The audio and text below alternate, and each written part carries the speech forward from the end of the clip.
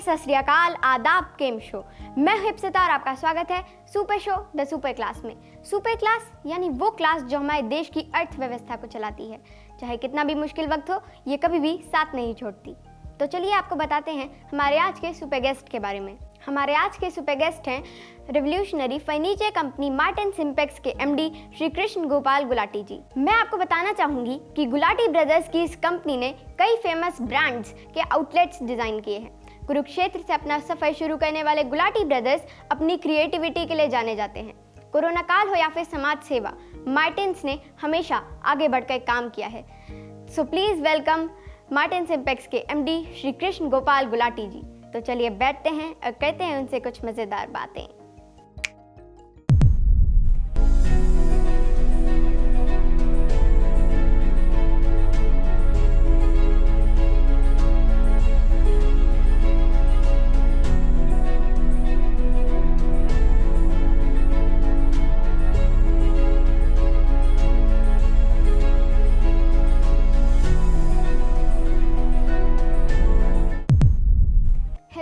आपका स्वागत है हमारे super show the super class में। नमस्कार, मुझे बहुत खुशी हो रही है। I am feeling very proud कि आप मुझे इनवाइट किया। Welcome sir. सर, एजुकेशन पूरी करने के बाद आप जॉब कर सकते थे, लेकिन आपने नहीं की। आप वैसे विदेश भी जा सकते थे और मल्टी ब्रांड में भी जॉब कर सकते थे, लेकिन आपने ऐसा नहीं किया। इसकी क्या वजह थी? ऐसा मेरा शुरू से एम ये था कि मैं एक एम्प्लॉय नहीं बनना चाहता था, मैं एम्प्लॉयर बनना चाहता था। मेरा एक मकसद था कि मेरे अंडर 500 आदमी कम से कम काम करें, 500 लोगों को रोज़गार दे सकूं। 500 लोग रोज़गार दिया और देश का विकास भी होगा। और नौकरी करता था मैं अकेला करता, और अब मैं 500 लोगों के साथ मिलकर काम कर रहा हूँ। हम देश के लिए अच्छे से लोगों को रोज़गार भी दे रहे हैं। It's my aim of the life. Yes sir. Sir, आप कुरुक्षेत्र के रहने वाले हैं, पर आपने एम्पायर खड़ा किया पंचकुला में, ऐसा कैसे? ऐसे मेरे साथ मेरे यंगर ब्रदर का अटैच हैं। जब वो उसने एजुकेशन पूरी के बाद इंटर्नशिप के लिए पंचकुला आया था, तो उसने देखा, यहाँ मार्केट सर्वे किया, तो उसने महसूस किया कि कुरुक्षेत्र हमारा छोटा सा कस्बा है, हरियाणा का छोटा सा कस्बा है, तो वहाँ पे ना इतनी बिजनेस हमें स्कोप कम दिखा। ये ट्राई सिटी चंडीगढ़, पंचकुला, मोहाली, ये डेवलपिंग सिटीज़ थे, तो यहाँ पे हमें अपने बिजनेस का स्कोप ज़्यादा अच्छा लगा। तो तब मेरे ब्रदर ने मेरे से बात करी, हम दोनों ने मन बनाया, तो then we shift Kurukshetra to Panchkula. Sir, जब आप पंचकुला आए तो क्या आपको कुछ प्रॉब्लम्स आई? हाँ, ये प्रॉब्लम्स का नाता तो कोई भी नया सिटी या नया बिजनेस शुरू करते हो तो साथ जुड़ा ही होता है। सिक्के के दूसरे पहलू होते हैं। मकसद ये होता है कि आप उस प्रॉब्लम का समाधान कैसे करें। तो हमें फेसिंग प्रॉब्लम शुरुआत में हर बिजनेस में आती हैं, हर नौकरी में भी आती हैं। तो आपके अंदर विल पावर होनी चाहिए, आपको उन प्रॉब्लम्स को सोल्व करने का इच्छा शक्ति होनी चाहिए, तो सब कुछ हो जाता है। तो प्रॉब्लम्स हर बिजनेस में आती हैं। सर, जैसे कभी आप कार को काट कर बिल्कुल न्यू मॉडल कार बना देते हैं, तो कभी एक खटारा स्कूटर को बिल्कुल एक स्टाइलिश स्कूटर में बदल देते हैं। ये सारी आदतें आप दोनों भाइयों में बचपन से थी या फिर बड़े होकर? ऐसा है, मैं आपको बताना चाहूँगा। मेरी बैकग्राउंड एक किसान परिवार से है। हम बचपन में जब हम खेत में काम भी करते तो बचपन मिट्टी के खिलौने बनाते, कभी स्कूटर बना दिया, कभी कार बना दी। तब 1960 के दौर में कार एक आम इंसान के लिए बहुत बड़ी चीज़ हुआ करती थी। हमें तभी से शौक़ था कि मैं बचपन कार बना दी मिट्टी की। जब हमें आगे बढ़ने का मौका मिला तो मुझे आगे बढ़ने का स्कोप दिखा, तो मुझे ऐसे रिसोर्सेज उत्पन्न हुए, तो मैंने कार बनानी शुरू कर दी। सर, आपने मार्टिन्स की स्थापना कब और कैसे की? आई स्टार्ट मार्टिन्स इन 1998। इससे पहले मैं पिताजी के साथ कुरुक्षेत्र में काम करता था, और पिताजी के साथ ही उनके साथ में खेती बाड़ी में भी हेल्प करते थे, बिजनेस भी करते थे। तो 1998 में पिताजी ने मुझे इस काबिल समझा कि आप जाके इधर पंचकुला जाके हमने जगह ले ली है, तो वहाँ जाके आप काम संभालिए। तो पिताजी को मुझे विश्वास था, उन्होंने मुझे सपोर्ट किया, हमने बना लिया पंचकुला में 1998 में। तो सर, आप इस कंपनी में और कौन कौन से फर्नीचर बनाते हैं? ऐसा मेरा जो कंपनी का पूरा फर्नीचर प्रोफाइल जो बनते हैं, all kinds of furniture, domestic और कमर्शियल एंड ऑफिशियल। कमर्शियल में जैसे भी आपके ये इंडस्ट्री के फर्नीचर होते हैं, ऑफिशियल में ये होता है कि जैसे आप किसी कॉर्पोरेट हाउस का फर्नीचर बना रहे हैं, डोमेस्टिक में भी सिर्फ जो घर के फर्नीचर रिक्वायर्ड होता है, और उसके साथ साथ हमारा जो लेटेस्ट वर्जन हम टोटल इंटीरियर के अंदर हम टर्न की इंटीरियर कंसेप्ट कस्टमर को हम देते हैं और टर्न की ही बेस पे हम काम कर देते हैं कस्टमर का, ताकि वो कस्टमर को किसी भी तरह की दिक्कत ना हो। I have all the team with me, और मेरे पास स्किल्ड आर्किटेक्ट्स हैं, स्किल्ड सुपरवाइज़र हैं, स्किल्ड सिविल इंजीनियर्स हैं। तो हम इसके मिल काम करते हैं, हम कस्टमर को वन स्टॉप सोल्यूशन देने की कोशिश करते हैं ताकि सबका customer should be comfortable all the way. मैं आप सबको बताना चाहूँगी कि सर के ज़िंदगी का मूल मंत्र है कि ना खुद चैन से बैठो और ना किसी को बैठने दो, क्योंकि आपकी नज़र घर के छोटे छोटे बच्चों पर भी होती है कि कब ये बड़े हो जाए। ऐसे ये मुझे आदत ना मेरे पिताजी ने सिखाई थी बचपन से ही, उन्होंने हमें काम करना सिखा दिया था। वही आदत हमारे वही ब्लड में भी है कि ना खाली बैठो ना किसी को खाली बैठने दो, खुद काम करते हो। समय का सदुपयोग होना बहुत ज़रूरी है, हम करते हैं। अब ना वेस्ट बैठते हैं ना किसी को वेस्ट बैठने देते हैं। और ये ज़िंदगी मिली है बड़े छोटे पलों के लिए, तो जितना भी हम काम कर जाएंगे अपनी ज़िंदगी में तो दोबारा समय हाथ तो आएगा नहीं। हम we work hard, we use every moment of the life in progressive way. Sir आमतौर पर बड़े बिजनेसमैन्स की वाइफ सोशल एक्टिविटी या फिर किटी पार्टीज़ में लग जाती हैं, लेकिन आप दोनों भाइयों ने तो मैम को तक नहीं छोड़ा, आपने उन्हें भी काम पे लगा दिया। ऐसा मैं और मेरे ब्रदर की वाइफ दोनों पढ़ी लिखी हैं, तो जब मेरा काम का दायरा बढ़ने लगा धीरे धीरे, तो हुआ क्या कि मुझे अच्छी मैन पावर की जरूरत पड़ने लगी, और जो ऐसी मैन पावर जो मेरे घर के अंदर ही मुझे उनकी एफिशिएंसी नज़र आई, मुझे पोटेंशियल नज़र आया उनके अंदर, तो मैंने उनको मोटिवेट किया कि आप लोग मेरे साथ हेल्प करो बिजनेस में, तो आपको भी स्कोप मिलेगा, हम मिलकर काम करेंगे, तो आपको भी एडमिनिस्ट्रेशन पावर आएंगे, आप भी कुछ सीखोगे। तो अंडरस्टूड है कि उन्होंने मेरे साथ हेल्प करी और हमने उनको कुछ बेसिक ट्रेनिंग दे के अपने साथ जोड़ा। आज वो हमसे कहीं आगे हैं और आज इतनी पोटेंशियल है उनके अंदर कि एक एक लेडी सब कुछ मैनेज करने को स्किल रखती है। She can manage finance, she can manage workshop, she can manage administration, she can manage customer, front office, she can manage everything. Yes sir, क्योंकि अगर आप जैसे लोग ही हर जगह हों और आप जैसी सोच ही रख कर चलें तो देश की आधी गरीबी मिट ही जाए। पूरी कोशिश है, हमें अपने देश की तरक्की चाहिए, और देश की तरक्की के लिए सबसे पहले तो अपने आप को चेंज करना होता है। खुद एग्जाम्पल बनो लोगों के लिए। अगर आप लोगों के लिए खुद एग्जाम्पल हो, लोग देख के आपको मोटिवेट होंगे। अगर आप तरक्की करोगे तो लोग आपको दुनिया देखेंगे, तो आप उनके बच्चों यूथ के अंदर, यंग्स के अंदर, दूसरे लोगों के अंदर आगे बढ़ने की भावना आएगी और इससे हमारा देश तरक्की करेगा। सर आप तो बड़े ही स्मार्ट बिजनेसमैन हैं, घर पे आने वाली मेड्स को भी आपने काम सिखा दिया था। जब मैंने ये एक्सपीरियंस अपनी वाइफ और ब्रदर की वाइफ पे किया कि वो अच्छा काम कर सकती हैं, तो वाई शी डू नॉट, वो क्यों नहीं कर सकती।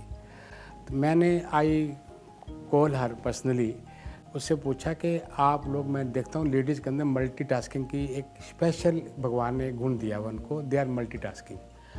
तो उसमें क्या होता है कि मैंने उनको बोला कि अगर आपका घर में कौन कौन है, क्या सदस्य है, उन्होंने बताया मेरे को, तो महसूस किया कि इनका जो लेवल है poverty level, below poverty line है इनका। तो मैंने उनको कहा कि आप लोग ऐसा करो, 8, 10, 12 लेडीज़ आ जाओ, एक एक्सपेरिमेंट करते हैं। उसमें क्या होगा, मैं आपको कुछ काम सिखाता हूँ। जब आप काम सीखेंगे तो मैं आपको अपनी ले कॉस्ट पे काम सिखाता हूँ, तो आपको इसमें कहोगे आपका जो अभी या मेरे से आप सैलरी पा रहे हैं, इससे डबल से भी ज़्यादा मैं आपको सैलरी पे करूँगा और मुझे भी इकोनॉमिकल पड़ेगा। तो दे एग्रीड। तो वो 10-12 औरतें लेडीज़ अपने मोहल्ले के आसपास जिनसे उनसे बनती थी लेके आ गई। तो मैंने उनको हफ्ते 10 दिन के अंदर ट्रेनिंग दिया। आज वो उन लेडीज़ के अंदर कोई अच्छी वेल्डर है, कोई CNC मशीन ऑपरेटर है, कोई पैकिंग एक्सपर्ट है, और 2-4 उनके आगे बच्चे आगे, उनके बच्चे भी आगे आ गए हैं। तो उनको मैंने उन फैमिलीज़ को भी कंपनी में अपॉइंट कर दिया है कि ताकि एक फैमिली का माहौल बना रहे। तो उनका जीवन स्तर देखता हूँ तो आज से 15 साल पहले जीवन स्तर क्या था, आज इनका जीवन स्तर कहीं 4-5 टाइम बेटर हो गया है। They are earning very good money, all the family is working. तो मैं बहुत खुश होता हूँ। कभी मुझे अपने व्यक्तिगत परिवार में आमंत्रित करते हैं, मैं जाता हूँ उनके पास, तो मुझे देखने को मिलता है कि उनके घर सभी जीवन यापन लेवल स्टैंडर्ड के हर प्रोडक्ट घर पर, they have AC now, they have washing machine now. मुझे देख कर बहुत खुशी होती है कि एक एम्प्लॉयज़ के घर लेबर जो कभी किसी घर पोछा मारती थी लेडी, आज इनके पास संसाधन है, उनके बच्चे अच्छी स्कूल एजुकेशन ले रहे हैं। मुझे बहुत खुशी होती है देख के। सर ये तो बहुत अच्छी बात है, क्योंकि अगर सभी लोग ऐसा ही टारगेट लेके चलेंगे तो फिर देश की आधी गरीबी खुद ही मिट जाएगी। ये तो हर व्यक्ति का, हर नागरिक का ये कर्तव्य बनता है कि वो अपना बेस्ट देश को योगदान दे। सबसे पहले कि ऐसा माहौल क्रिएट करे, ऐसा कि सबको रोज़गार मिले, और उनकी अपना तो इंसान अपने लिए तो जीता ही नहीं है, ठीक है। लोग सेल्फिश होते हैं, मगर सेल्फिश अगर आप लोगों के करोगे आपको तो जरूरतें ऑटोमेटिकली पूरी हो जानी है। मगर आप देख रहे हैं आप कितने लोगों को बिजनेस आके दे रहे हो, आप कितने लोग जोड़ते हो, कितने लोगों को आप रोज़गार दे रहे हो, कितने लोगों का आपके साथ परिवार का, अन्य परिवारों का आपके साथ परिवार पल रहे हैं। तो ये जिंदगी में मकसद होना चाहिए। भगवान ने बनाए दूसरों की सेवा के लिए, बन करो। हम अपने मेहनत भी करते हैं और अपना भी हम कमा खा रहे हैं और उनके परिवार का यापन अच्छा हो रहा है। मुझे बहुत खुशी होती है सुन के। सर आप जब पंचकुला आए थे तो आपको काफ़ी स्ट्रगल करनी पड़ी थी। मैंने ये भी सुना है कि आपको एक छोटे से कमरे में ज़मीन पर सोना पड़ता था और आप सारा काम खुद ही करते थे। एक ना बड़ी पुरानी कहावत है, money saving is a money earning. जब हम पंचकूला शिफ्ट किए थे हमारे पास बड़े लिमिटेड रिसोर्सेज थे, हमें बैंक से फाइनेंस भी नहीं मिला था इतना, कोई लिमिटेड रिसोर्सेज होने के कारण हमारी बैलेंस शीट टर्न उतनी अच्छी हुआ करती थी। तो हमने सोचा कि अगर हम कम खर्चों में अगर आप बिजनेस अच्छा कर जाते हैं तो कॉस्ट कटिंग करके, एक बिजनेस का ये भी सिद्धांत होता है कि कॉस्ट कटिंग करो और अपने बिजनेस को आगे बढ़ाओ। तो हमने उस फार्मूले पे काम किया। हमने अपनी ज़रूरतों को सीमित रखा स्टार्टिंग 2-4 साल में, उसके बाद धीरे धीरे बिजनेस ग्रो करता गया तो हम अपनी ज़रूरतें भी साथ साथ पूरी करते रहे। सर बातें तो होती रहेंगी, लेकिन हमारे शो का एक सेगमेंट है झूठ बोले कौआ काटे। झूठ बोले कौआ काटे, इसमें मैं आपसे कुछ सवाल पूछूंगी और आपको उनका जवाब देना होगा। श्योर। अगर आपने सही जवाब दिया तो ग्रीन बजर दबेगा और अगर गलत दिया तो रेड बजर दबेगा। Be sure, you can. तो चलिए स्टार्ट करते हैं। वेलकम। आप तैयार हैं? Yes, I am ready for you. First question, जी। सर स्कूल में एग्जामिनेशन के वक्त कभी आपने चीटिंग की है? ऐसा चीटिंग मेरे पर्सनल लाइफ के अंदर चीटिंग का कुछ स्थान नहीं है, ना वो लाइफ के अंदर, ना वो बिजनेस के अंदर, ना पर्सनल लाइफ के अंदर। मेरा कभी मोटिव नहीं रहा था कि मैं 90+ नंबर लूँ। मेरा एक ही मोटिव रहा था कि मैं एवरेज नंबर मेरे आ जाएं, एवरेज नंबर से मैं पास हो जाऊँ। इसलिए मैंने कभी नकल मारने की कोशिश नहीं की, ना मुझे जरूरत पड़ी है, कि मेरा मोटिव ही 90% कभी हुआ ही नहीं करता था। बिजनेसमैन बनने के लिए आपको 95 या 90 कैटेगरी में नहीं जाना था, एक बेसिक नॉलेज चाहिए थी। हमें बेसिक नॉलेज कॉलेज में जितनी मिलती हमने ली है वहाँ पे, तो हमें चीटिंग की जरूरत नहीं पड़ी। ग्रीन बजर दब रहा है, मतलब आंसर सही है। हाँ, थैंक यू। सेकंड, सर आपको कभी घर में खुद खाना बनाना पड़ा है? ऐसा है, मैं आप जैसे बोला था कि मैं एक किसान का बेटा हूँ। उसमें कहते हैं मुझे गेहूँ और चावल बीजने से लेकर चावल बीजना, चावल काटना, चावल बनाना और बना के खाना मेरा शौक़ रहा है। तो ये घर बनाने में खाना पड़ भी जाता है, मुझे अच्छा लगता है। Cooking is also passion itself. तो खाना बनाने को बुराई नहीं, खाना बनाओ भी, दुनिया को खिलाओ भी, इट्स गुड फॉर मी। फिर से आंसर सही है। Thank you. Third question, sir आपने कभी स्कूटर और कार के घर में इंजन उखाड़े हैं? हाँ, ये मेरे बचपन से शौक़ रहा है उल्टा सीधा। कोई भी स्कूटर हमारा घर में पुराना हो जाता था तो उसका मैं इंजन खोल के बैठ जाया करता था। पूरा इंजन खोल दिया, डिसमेंटल कर दिया जब टाइम मिला, और नहीं जुड़ा जब मेरे से वापसी, तो मैं एक्सपर्ट मैकेनिक की सलाह से ना उसको पूछते, मैं फंस गया यहाँ पे, यार मुझे हेल्प कर मेरी यहाँ पे, और दे हेल्प मी। और मैं धीरे धीरे ना, मेरा मैकेनिकल तरफ डिजाइन ध्यान में इंटरेस्ट रहता था, तो मैंने कोई भी चीज़ मैं अपने आप ठीक कर लेता हूँ। स्कूटर का प्लग निकालना, पैडल लॉक करना, तो मामूली सी बात है। जो भी हम व्हीकल चला रहे हैं उसके बारे में बेसिक नॉलेज होना बहुत ज़रूरी होता है। वो बेसिक नॉलेज कूदने से ही आती है। फिर से आंसर सही है। Thank you. Fourth question and last question. Sir, आपको कभी डांट पड़ी है पुराने और बेकार की चीज़ें इकट्ठा करने पर? ऐसे मेरी नेचर ऐसी है कि मैं ना डिस्पोजेबल थिंग, कोई भी चीज़ है जो मेरी ज़रूरत की नहीं है, मैं अब रखता नहीं अपने पास, क्योंकि मैं लोगों को नीडी पर्सनस को दे देता हूँ। जो भी जिसको भी नीड है आगे तो उसको दे देता हूँ, उसकी दुआएं भी मिलती हैं, मेरा स्पेस भी खाली है। ग्रीन बजर दब रहा है, मतलब आंसर सही है। Thank you. Fifth and last question. Sir, आप मैम से सारी बातें शेयर करते हैं? हाँ, बिल्कुल करता हूँ। रेड बजर दब रहा है, मतलब कुछ तो छुप रहा है। ऐसा होता है बेटा, कुछ भी आइटम, कुछ लाइफ के अंदर ऐसी घटनाएं होती हैं, जब बिजनेस की प्लानिंग्स हैं, कुछ डिस्कस की जाती हैं, कुछ डिस्कस नहीं की जाती। Yes sir. कुछ हम दोनों भाई का ब्रदर, दोनों भाइयों के अंदर ऐसे सीक्रेट्स हैं, हम दोनों भाई ही जानते हैं।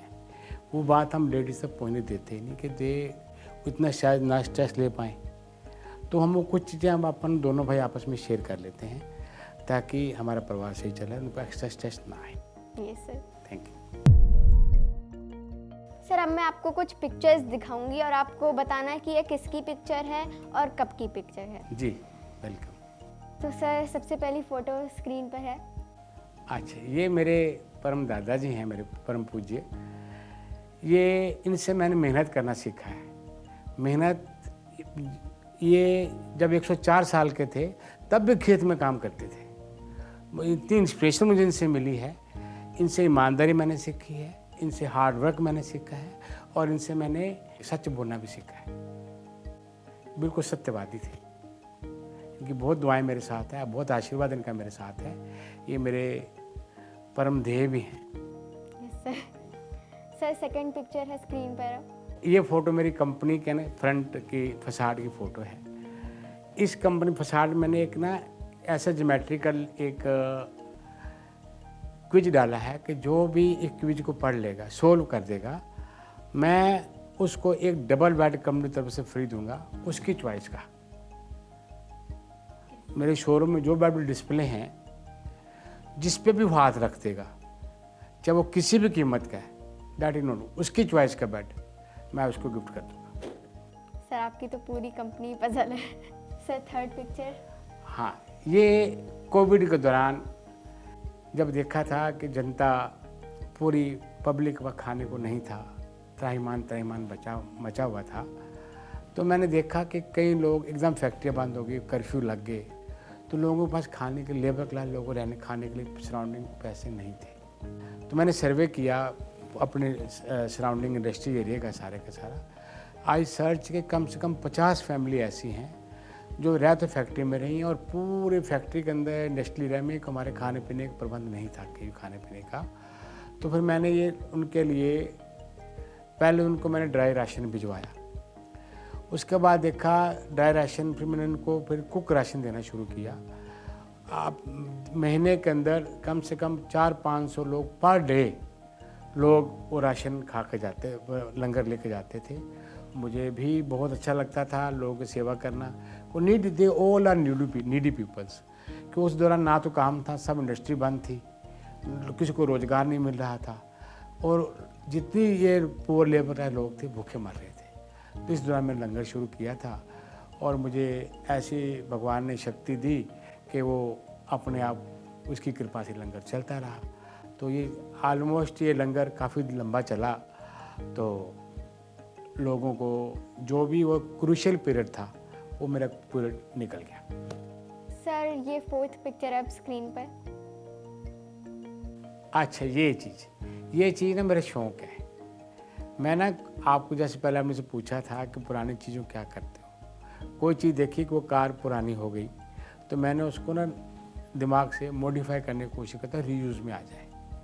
तो मैंने एक, मेरे पास ऐसी कार थी फोर्ड, जिसकी रीसेल वैल्यू शायद 20,000 रुपये नहीं होगी, तो मैंने रिस्क लिया, मैं कोई बात नहीं इसको काटते हैं, और इसको मैं रीमोल्ड करके तो मैंने इसको बनाया। वो कार, वो आज वो इतनी लग्जरी ब्रांड की कार ही है वो, और इसको जब बैठते हैं लोग, सारी पब्लिक देखती है भी कौन सी गाड़ी पे घूम रहे हैं साहब। वो है, वो मिनिमम वैल्यू की कार है, तो उसको मॉडिफाई किया, मेहनत करी हमने उसको। पहले उसको क्ले से मॉडल बनाया, वीडियो को